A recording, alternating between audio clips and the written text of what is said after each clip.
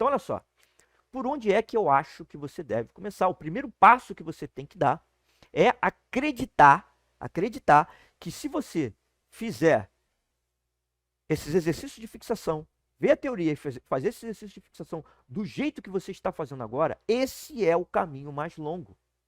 É o caminho mais longo que você vai percorrer até atingir 847 pontos em matemática no Enem, sem que você precise se preocupar com a teoria. Então não faça isso, não fique apegado à teoria, não fique pegado a esses exercícios de fixação. Esse é o primeiro passo, você acreditar que esse é um caminho mais longo, ou no mínimo acreditar que existe um caminho que é melhor que esse, tá? E aí, olha só, você já tentou fazer dessa forma a vida inteira. Então, deixa eu te perguntar, por que você tem ainda dificuldades em matemática? Se você já fez isso ao longo de toda a sua vida, você sempre estudou por meio da teoria, e você fez milhões de exercícios de fixação, por que é que você ainda continua com dificuldades em matemática no Enem? Por que é que você acha ainda, ou não tem certeza de que vai atingir 847 pontos em matemática no Enem? Durante toda a sua preparação, não fizeram uma...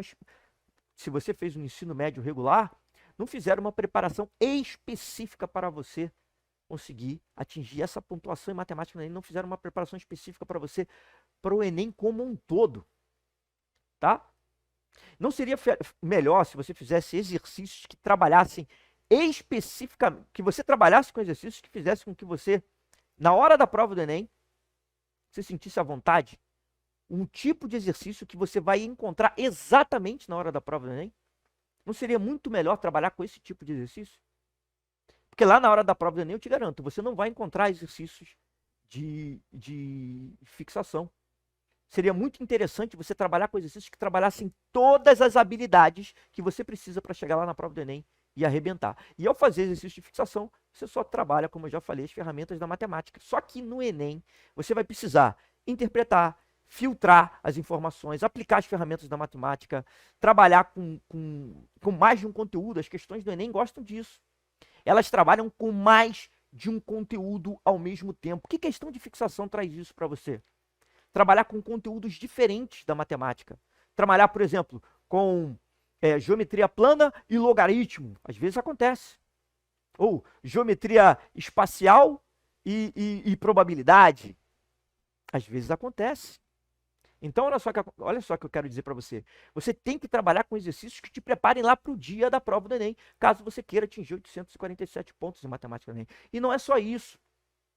Você precisa trabalhar as estratégias que você vai utilizar para o dia da prova.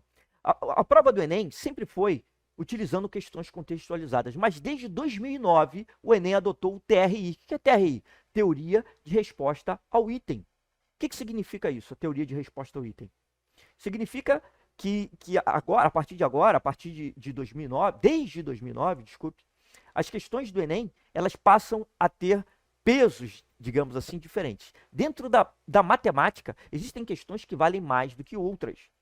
E é muito importante você saber isso, porque a partir de 2009, a estratégia de prova que você adota para fazer as questões do Enem, as questões de matemática do Enem, vou falar da minha área, elas passaram a ter um valor muito maior.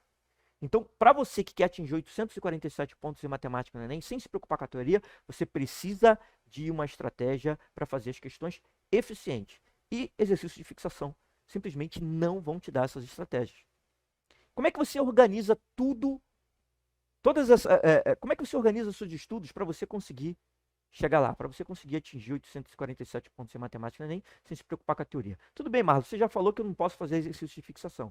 Mas então, que tipo de questão, que tipo de exercício eu tenho que fazer? Primeiro, você precisa você precisa de uma ordem para fazer questões. Que ordem é essa? Olha só, dependendo do seu nível, você vai ter que fazer um tipo de questão.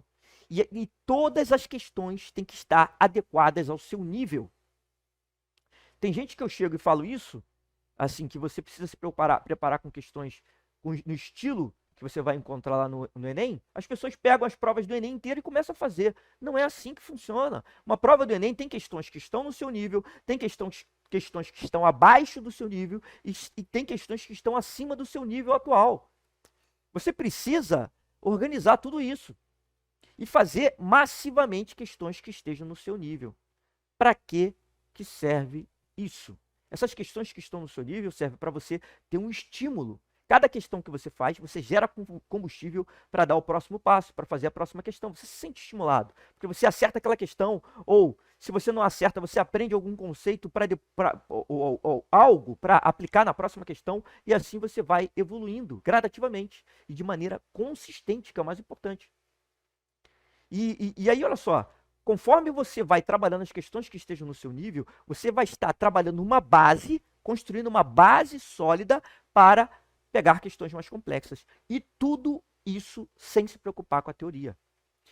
Olha só, eu já falei algumas vezes aqui, vou falar de novo. A minha filha de 5 anos, ela consegue fazer questões contextualizadas. Não consegue fazer questões contextualizadas no Enem, mas ela consegue fazer questões contextualizadas. Como assim, Marlos, que ela consegue? Se eu falar, filha, escolhe lá 5 amiguinhos seus que vão para sua festa. Ela vai escolher 5 amigos, vai contar até 5, de repente ela vai até chorar comigo, papai, eu posso levar mais? Mas ela vai saber quando chegou nos 5. Então, olha só, por que isso é uma questão contextualizada? Porque é uma questão que está trabalhando, que ela está ligada a uma situação real, que tem um contexto. E ali ela teve que aplicar ferramentas da matemática, que é somar sempre mais um ao anterior, até chegar ao número 5. Minha filha teve que fazer isso. Até uma questão de progressão aritmética. Olha só, minha filha de 5 anos já faz progressão aritmética. Mas o que significa isso? O que eu quero dizer?